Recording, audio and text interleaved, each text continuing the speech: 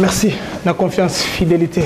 Batata maman mbote, singeli to monyo matali République démocratique du Congo, singeli mboko yenga, singeli mboko yekenda liboso. Adolphe Muzitu Fumumpa alobi, albe singeli to monyo la Congo lenge et longobani azasirte ma première le 23 décembre 2018, basus batuni babi aux en opposition politique au Congo démocratique, topé majorité toza centriste, abimi komizali ko ya boko ibana kati ya mutu ya masolo poko alelo to commence ma matali élection. Élection, basu baboy machine à voter. Batuni susu Adolphe Muzitu Fumumpa, est-ce qu'il y a solo nabokebi été Palou Topé Antoine Kizenga Azalaka na alliance na tata mkonte Congo démocratique abi alliance wanza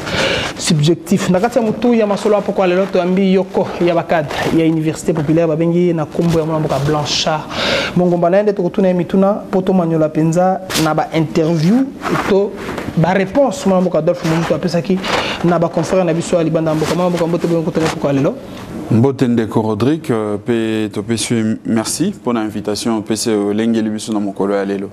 L'autre sala spécial, c'est quel toi analyser mais matali ba propos Adolphe Muzitu Fumumpa membre Blanchard Mongomba tango kinde ko Muzitu aux cadre de l'université populaire aux spécial université populaire ndeto ju yoko ya bakata tango lobi était azasirte ma première osama le 23 décembre 2018 né ko Congo démocratique au monte ka ko sili ki sa population ko Congo démocratique population ça a besoin d'alternance ça ma école Congo démocratique Ndeko Rodrigue monto ya liboso o azali na posa maponami sala na mboka oyo ezali ndeko Adolphe Muzitu parce que ndeko Adolphe Muzitu souci na ye ezali que ba politique publique oyo échoué nenge alobi na interview na yoana esengeli peuple congolais alongola yango a remplacer na bato topé na politique ya malonga oyo koya kosala ete ba social vie sociale na bango s'améliorer makambo lolenge ya kotambwisa mboka na ekolo na bango pe ekende liboso yango moni ndeko Adolphe Muzitu tango azolo ba vérité liboso ipa ya peuple congolais kotali c'est que aza sûreté que mapona mieko salama c'est parce que souci na ezali que peuple a fongola miso atala ba politicien wana oyo bazali ko bomba manasima ya vérité peuple a fongolela bango miso po batika ko kosa et parce que ndeko Adolphe Muzitu alobi yango ndeko Rodrigue 500 millions de dollars etikali oyo sengeli na gouvernement après ça po ete bandeko na biso ya seni baeba na ko financer eteni ya processus oyo etikali ce qui est li kambo ya mibale o ya machine ya voter oyo ezalaki prévu na ba texte mon côté c'est vrai seni azali na pouvoir ya ko proposer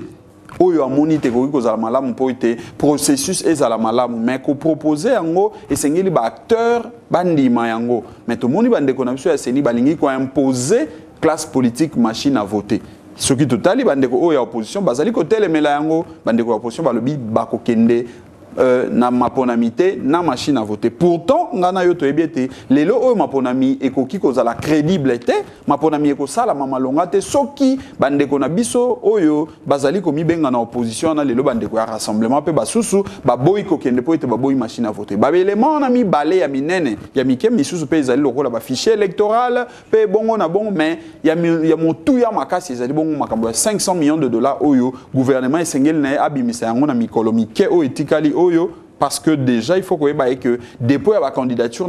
provinciale nenge calendrier assigné ezalaki ko prévoir ezali au 25 de juin oyo tozali kokota na sanza oyo ezali koya moni ete ezali kokoso ezali matata yango ndeko Adolphe Muzitu atalisi polele ete ezali pasi yazali komona ete lokola ba politique bazali ko préparer biso na glissement. Alors, tango alobi bongo elingi koloba te azo sepelato abeti maboko. Azoloba pona kolakisa que c'est le moment biso en tant que peuple to senga na bayi politique wana. Ezala ba oyo bazali ko miloba ke bazali lelo na majorité ndeko Kabila na famille na ye pe ba oyo bazali koloba ke bazali na opposition ndeko Tshisekedi ndeko bandeko banso bazali na opposition bazali ko teleme na machine à voter to sanga na ngonga oyo avant le 23 décembre po totala misolo efo yuta wapi parce qu'il faut ebaki ndeko Joseph Kabila lobaki était à Boyi et bandeko na biso ya bapaya ya libanda ba financer processus électoral. Pe à lobby était mais babi cap vers les élections nangalobi machine à voter eza moyen moko ya malamu et puis ya mbangu oyo sengeli et sunga biso pour la première école la peuple na biso sembo parce que biso moko to sala kato nous faisons partie hein to ali na kati ya peuple wana to yebi pasi ya peuple il faut que sa peuple vérité pour peuple ba ndenge ni akomi prendre en charge tant bazali ko ba cap vers les élections élection. Mais il faut balakisa bonne volonté, on a balakisa nini bazali ko en jeu pour être comment effectivement la élection. Biso tout le monde il y a 500 millions de dollars au sengeli ba financer ba payer ça na bande ko seni na 3 mois ou 4 mois au etika liboso na biso. Ba ebisa biso e ko pesa mandenge nini ba ko décaisser yango ndenge nini na enveloppe nini. C'est ça le débat au Seigneur tout ça avant que tu commences le 23 décembre parce que tu boy to comme le 23 to le 22 décembre bande ko balwa non moni misolo ezangaki machine à voter lokola bande ko opposition ba boyaki to zwa kaka glissement mususu biso to za ko interpeller ngonga parce que to boy ndenge ndeko Adolphe Muzito alobi na 18e tribune na ye to kende na ba rendez-vous manqué à Misato parce que rendez-vous manqué à Liboso ezalaki o ya décembre 2016 au constitution ezalaki ko prévoir yami balé ezali rendez-vous manqué oyo accord il y a Saint-Sylvestre et Zaïko prévoir il y a décembre 2017 les lots to comme en décembre 2018 tous au monde a bail politique bazako bomba na sima ya Mokongo non moi ça veut dire que l'opposition politique et démocratique a boy machine à voter ceux qui ont li mai matali vote ya papier ça veut dire ma pona misate na 2018 23 décembre comme on a mokaï ça va imbo biso to zako loba polele le lenge tozali ko analyser le lenge tozali ko tala makambo ndenge zali ko tambwisa mana bandeko na biso oyo bazali ko kanga pouvoir ya peuple na makasi ba usurpateur ezali été bazali na posa ya kopesa biso maponamité na 23 décembre 2018 yango biso toye ko belela balo biso ko moni ndoki belela to moni ndoki azali liboso alingi te kopesa maponami yango biso to lobi peuple congolais bayi politique nyoso wana toyebisa bango ngonga yango bafanda bayebisa biso ndenge nini tokokoma na 23 décembre pour tozo maponami bayebisa biso na ba ya opposition na oya majorité parce que awa ndeko Rodrigue esengeli bandeko baklanda biso bien tozali te ko sala polémique tozali te ko accuser basusu tozali ko accuser classe politique nyoso Ndeko Adolphe Muzito il est premier ministre en 2018 2012 biso to lukakate ko milu critiquer régime na tribune na ko critiquer régime de Kabila organiser y pas na gestion ya école Congo démocratique na maboko na e ko banda octobre 2018 na 2008 na mars 2012 mo mboka Ndeko Rodrigue eloko tozali koloba oyo ezali ya lokutate bandeko ya opposition au bazana opposition lelo soki ba boyi machine à voter majorité a kokende ba élection ye mon côté soki akei na ba élection ye moko elingi koloba ete mapona miona ekozala contester pe mobulu ekozala na mboka kimia ekozala te to lingi nzela wana te pe bandeko ya opposition bango peneng balobi que il faut to kende kaka na transition sans Kabila pe machine à voter te tolobi pe wana ezali nzela oyo kozangisa kaka kimia biso tozali pour que ba élection et salama na date il y a le 23 décembre 2018 ndenge bandeko ya seni ba présenter en na calendrier na bango parce que tolingi te peuple a raté ba élection rendez-vous il y a décembre 2016 oyo zaki rendez-vous ya yemo peuple a ko raté rendez-vous oyo ya ba politicien ba sangani na accord ya Saint-Sylvestre ba PCA décembre 2017 non de Gordi awa il faut to beta c'était malamu li solo biso toza ko lobela awa ezali solo te que tout ça la transition non li solo biso toza ko loba ezali que to bongisa po ete 23 décembre elekate to fanda ngonga ngoyo total 500 millions de dollars et ko uta wapi et qu'on a décaissé le lenge nini pour être na 23 décembre to raté ba élection te machine à voter bandeko opposition bazali ko boya bino bandeko bozali na pouvoir bolobi que yango kaka alors et loko nini to sala ndenge nini poto koma na katikati na juste millier pour ça la été ça veut dire ezali solo parce que bon organiser les solo loka ba élection 23 décembre ba les solo ezali sumute les solo ezali malam mais to za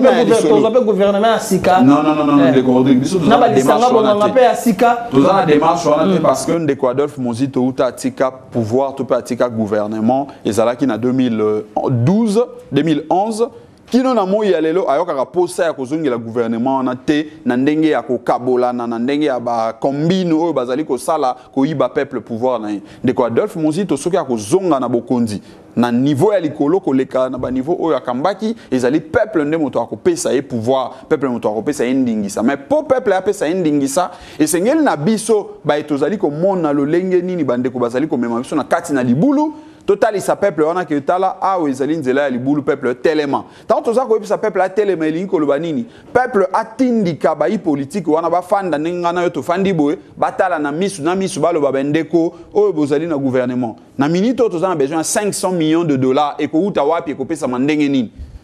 bino boboyi machine gouvernement ba isa décaisser moi misolo na seni pe ke comédie ezali comédie o bazali ko sala parce que lelo o bandeko aseni tant que tozali koloba ke totika na 500 millions il faut pas payer ça ba les ka ba démontrer parce que ba si ba jouer yango to pe gouvernement la les ka les ba li ba tona nanga na conseil des ministres ba sali tableau nanga bi gouvernement ça na nyongono ya bien na nyongono ngate bon 500 millions beta masolo utement comme la chambre ba imboka ba kotala biso partout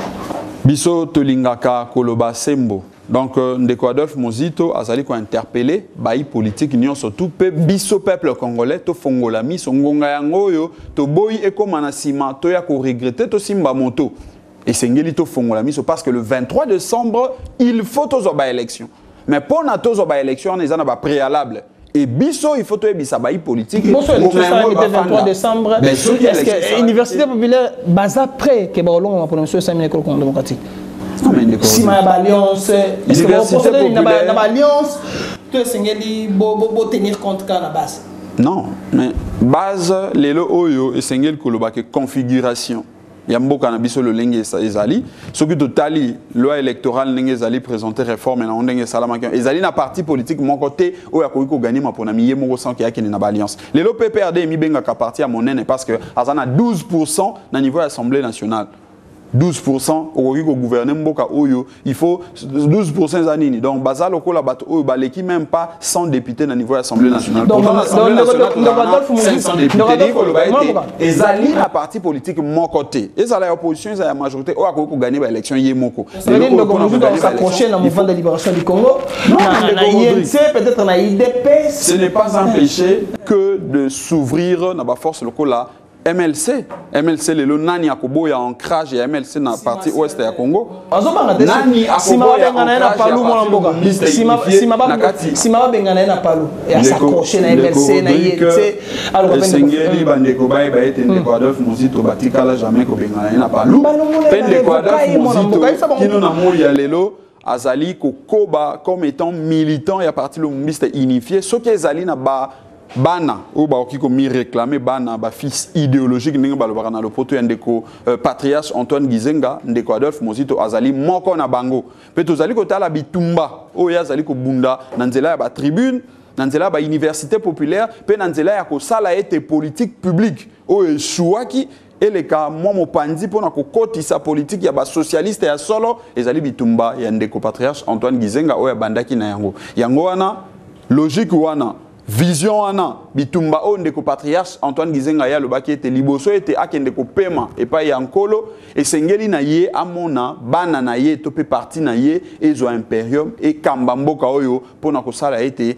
social politique oyo ya ba socialiste e bana ko zwa isika pona ko kamba mboka na biso tala eloko Ndeko Adolphe Muzito azali koluka biso to zali na posa te ya koluka ko bomba na sima ya mokongo na sima ya ba polémique oyo ezali na tinate eloko ezali ya motu ya lelo ezali que principe oyo biso tout ondima ki tango to Isan City ezali ete mbula mitano to koti na ba élection soki pe yo ozaki mbula mitano ozwaki chance ya kozonga lisusu mbula mitano mosusu mobeko likondi na principe oto se fixa ke ezalaki ete otiki nzela basusu baleka mais to moni bandeko balingi kotika nzela te parce que Ndeko Adolphe Muzito na interview na ya lobby soki to tali lelo attitude ya chef de l'État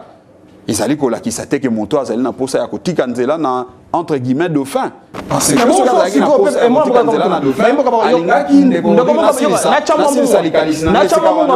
alingaki kotika nzela na mokitani oyo ye azali kokanisa ete akitana na ye azwa ba contact na ba parti basusu mais tango azali kotika nzela te ezali kotalisa solo ete azali na posa ya kokende te Ndeko Adolphe Muzito atalisi ba preuve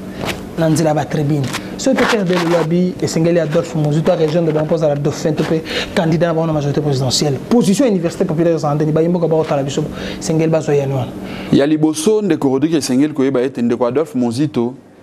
tango azalaki nano tango majorité azalaki nano azalaki toujours na kati ya parti le mbista unifié pe azalaki ko dénoncer ba politique publique o échoua qui parce que bango tango bakota ki na Ndeko patriarche Antoine Gizenga ba salaki ete ba appliquer ba réforme oyo feuille de route, il y a Sun City et prévoyait qui paye Basalaki en monaki de 2006 à 2011, le Lengeni ni Makambo et Tambolaki. Atako, ezalaki à 100% n'engé peuple azalaki ko zelaté, mais ezalaki plus ou moins malamu par rapport à et pas ito utaki. Mais ce qu'on tali de 2012, qui n'en a mo yalelo le lenge tozali ko kende n'engé balobaka na le poteau descente aux enfers. Ezali parce que baebazwa ki bokambina sima bakoka kite kotalisa kotambwisa biso na nzela oyo esengela kito leka ndenge mobeko likondi pe ba réforme oyo tozwaki na Sun City et ezalaki ko prévoir yango moni na moi ya lelo ndeko Adolphe Muzito a préféré ko zonga na nzela oyo constitution pe mibeko oyo tozwaki na niveau ya Sun City ezalaki ko prévoir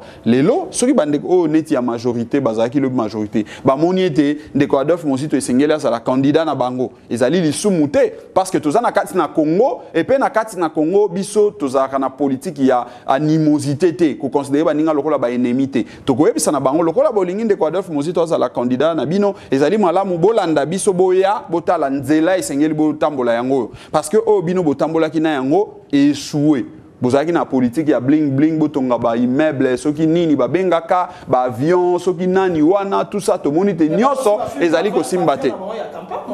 Te ndeko Rodrigue wana to kota na débat na mokolo mususu o yoko linga parce qu'il faut tout na misolo wana utaka wapi avion wana lelo tango peuple o baza ko tambola tout le monde bandeko ba kina mbandaka ba tambola n'Équateur.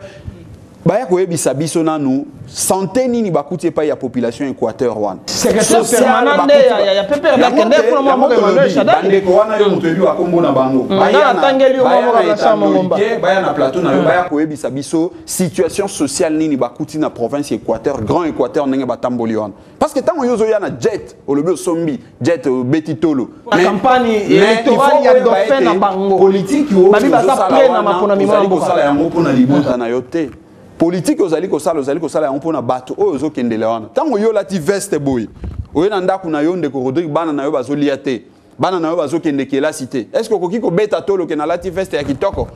esengeli oyo miyoka mawa yango moni biso tozali koloba ete bapolitike wana esi eshuwaki tolingi bandeko na biso bazala na humilité ya ko reconnaître ete politique publique na bango eshuwaki toboyi te bazali bapolitike esengeli bakontinue kobunda mais esengeli na bango batala ete direction au bapona kezaki direction à mabe il faut ba changer direction balanda direction au peuple azali kozela po été amona bomoinae et mekana ko s'améliorer. Une interview accordée par Adolphe Muzito na RFI Muzito lobi alliance est ratée entre Kabila na Kizenga entre Palou na chef d'État Joseph Kabila Kabangi mais tout le monde rencontre le 19 mars et tel Muzito te azate tibo pour nani et tel cette alliance est ratée mon mboka non ndeko Rodrigue Moni ndeko Adolphe Muzito eloko ya malamu epai na ezali ete alingaka kobombana na sima ya mokongo te epai ozali komona ke couleur ezali noir yo lingi oloba yango ezali pembe epai ozali komona ke ezali pembe yo lingi okomisa yango vert non ndeko Adolphe Muzito alobi boye mandat oyo bato bazali kotutela tolo ya alliance soki mandat ezalaki te soki élection ezalaki te alliance elingai kozala te or na ba élection wana peuple et moko moto apona ki alobi ete na pesi bino manda ya mbula mitano yango moni na mbula mitano wana bandeko na biso ya PPRD pendeko Joseph Kabila bakokaki kozwa majorité te ndenge na lobaki bazwaki na 2006 à l'époque bazalaki na plus ou moins 24% na niveau ya peuple apesaki bango 24% nde bayaki kosala alliance wana alliance ya liboso bazalaki na 2006 ezalaki mpona mbula mitano ndenge peuple aponaki na mbula mitano wana ntango bakomaki na 2011 esilaki mpe yango nde etindaki bango barenouveler bazwa alliance ya sika pamba te ezalaki limité na temps yango ezali nini ezalaki 5 ans durée na yango ezalaki 5 ans yango bazwaki lisusu de 2011 kino na 2016 na moi ya lelo tozali na 2018 ndeko Rodrigue alliance ezalaki ya mbula mi ya 7 ans soki ezalaki ya 7 ans ba prouver biso soki ezalaki ya 6 ans ba prouver biso parce que biso tolobi que alliance ezalaki ya mbula mitano preuve tolakisi ete de 2006 kino na 2011 ezalaki mbula mitano bayaki koluka ndeko patriarche Antoine Kizenga pe bandeko ya Palou po ete ba renouveler tant tokomi na 2011 2016 alliance esili bakoyebisa biso me bandeko na bino ya Palou bazali na kati na gouvernement oui bandeko ya Palou bazali na gouvernement ndenge bandeko oyo ya opposition bazali na gouvernement gouvernement oyo ezali lelo wana ezali gouvernement oyo euti na maponami ya 2011 te gouvernement oyo ezali lelo ezali gouvernement oyo euti après masolo oyo ebimaki na epai ya bandeko na biso ya Senko Bakaba yango wana biso tozali koloba ete lokola peuple asi apesaki mbula mitano esisilaki na moment oyo toza na opposition te toza na majorité te parce que na opposition na majorité peuple nde moto apesaka yango peuple moto alobaka ke bino lelo boza opposition bino boza majorité mais na moi ya lelo tozali liboso ya bato oyo bazali ko mi réclamer bazali ko usurper na ba qualité na ba titre au peuple azo reconnaître yango te et loko peuple azo zela lelo ezali que to fanda total isae le lenge nini toko sala po ete le 23 décembre to glisser les sous-soutés parce que biso toza ko mona que baza ko préparer biso na glissement na 2017 toza ka ko tirer sonnette d'alarme kaka boye balobaki non bozo sala bongo parce que bino boko tité to komaki na 2017 baluki ba raison te salama ki ndepo ezalaki boye 2018 yango tozali lisusu ko benda matoi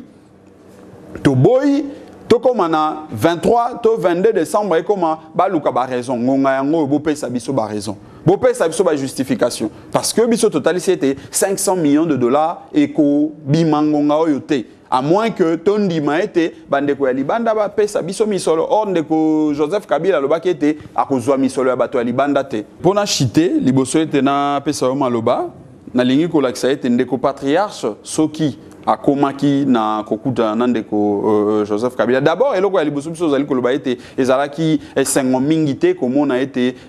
ndeko patriarche na honneur nyonso biso topesaka ye batambwisa ye kino epai ya ndeko Joseph Kabila esengelaki nde na tata ekolo oui aza président de la République mais wana azali tata ya ekolo Patriarche Antoine Gizenga azali tata ya ekolo atako komi président de la République atako komi mokonzi moboti atika la kaka moboti patriarche azali bibliothèque ya mboka oyo isengeli na biso bonso olinga ye to linga ete isengeli na biso to pesa ye ba révérence ba respect au nyonso to asengeli na yango biso to monaki ezalaki likanisi ya malamu te ko tambwisa ye lolenge batambwisa ki mais yango tende lingi ko lakisa ete alliance ezali ko continuer on ezalaki juste visite à courtoisie ba monani et puis eleki na moment oyo soki esengeli to loba makambo ya alliance esengeli to mituna nanu motuna ya kotala soki alliance ango ezalaki ya mbula boni ndenge na lobi soki ezalaki ya 7 ans tokoloba que peut-être tozo continuer na alliance mais soki ezalaki ya mbula mitano bandeko basengeli te koya awa pona koyebisa biso na moi ya lelo toza na 2018 que palu na majorité baza na alliance d'abord majorité wana en principe esengela ki pe epanza na moto akitalu kananu base na ye parce que ba parti en moto moni bazu soki 200 et quelques partis parce que ba sali ba regroupement soki 16 regroupements na kati na regroupement moi comme baza soki na ba 20 partis politiques mais ba parti en za rawapi ndeko Rodrigue ezali ko lakisa solo ete ezala parti eza na base te balingi ba s'accrocher na misolo ya l'état ba s'accrocher na ba avantage bazali na yango pona kotala ndenge nini ba kende ko tricher na yango ba élection mais biso to lobi ete lolenge ya malamu ya kosala ezali kozonga na base moto azonga na base na yaki ndeko travailler ndenge ndeko Adolphe Muzito lelo oyo azali ko se contenter na base ya parti lumbiste unifié azali ko se contenter na ba force misusu oyo ya libanda ba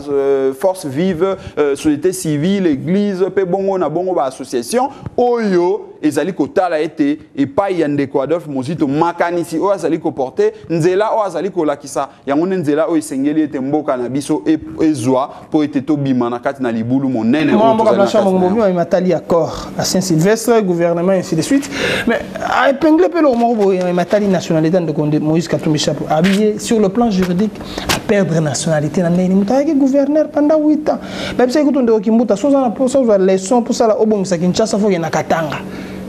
on a charrimani ndeko Muzito asali non ndeko Rodrigue ce que tali bien ndeko Adolphe Muzito eloko alobi ezali clair pe yangonde sengeli salama lelo oyo batali sibiso solo ete par rapport ya biloko nyonso tout au moni wana oyo procureur asia fongola ki dossier pona ndeko Moïse Katumbi biso to moni ete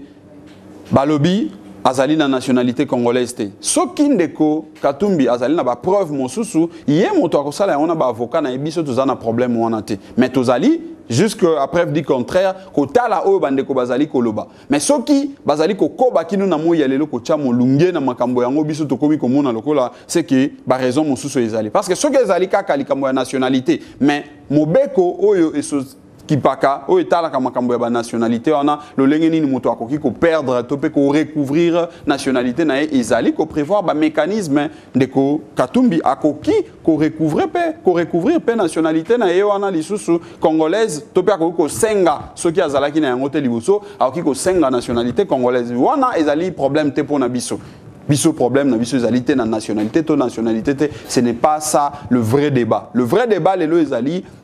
ya liboso total à l'olengeni ni toko respecter date il y a le 23 décembre pour te toper sa peuple maponami yami balé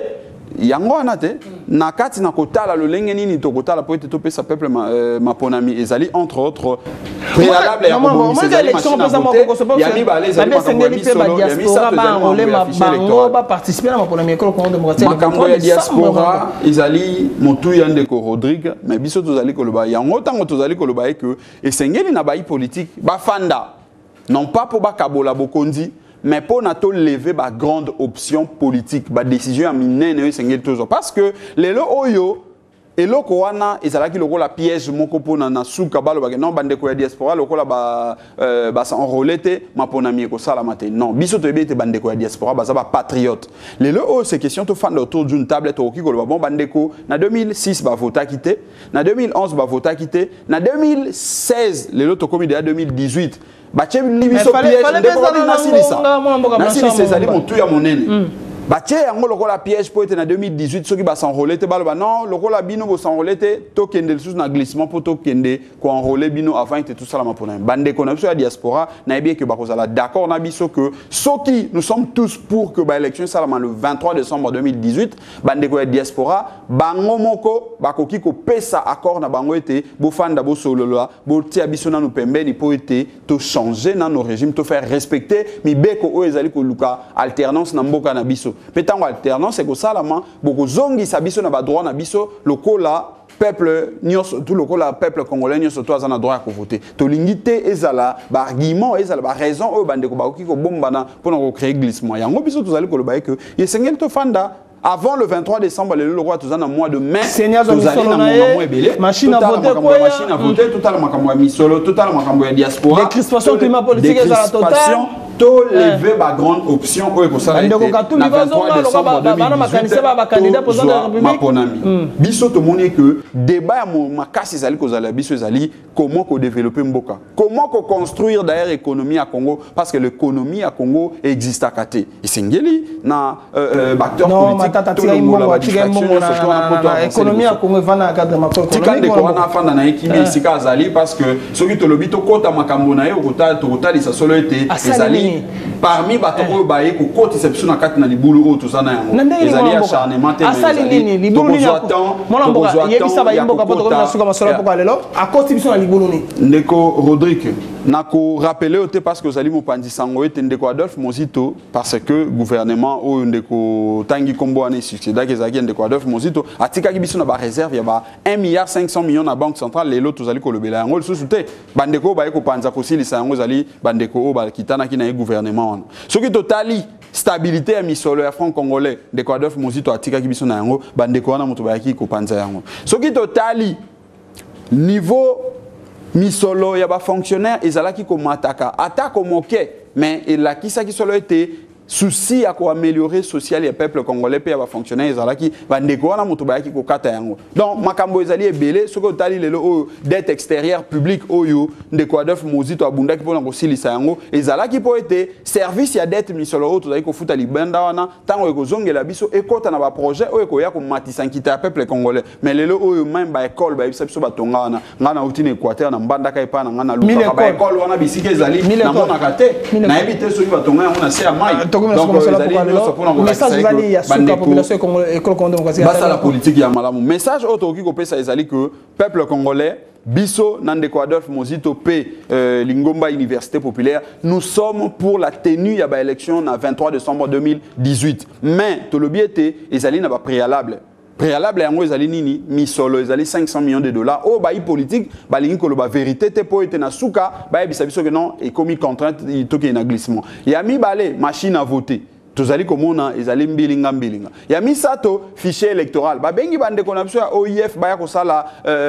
kotala audit awa mais kuna basi ba promulguer fichier électoral ezali likambo ya minei ezali makambo ya bande konapso ya diaspora esengeli na bango ba s'enrôler est-ce que il faut tondima ba s'enrôler poto kene na glissement ou bien toki ko lever option et longona bande konapso ya diaspora po été to kende na ba élection na 23 décembre 2018 soki totali makambo wana nyoso tout okoki ko fanda biso nyoso ba politique na espace ya mikolomi balé to misato to longoli yango po ete na 23 décembre tozo ba élection pe to kota na débat ya solo le lenge nini tokoki ko tonga économie ya mboka na biso parce que biso to lobaka ete économie ya Congo existe akate.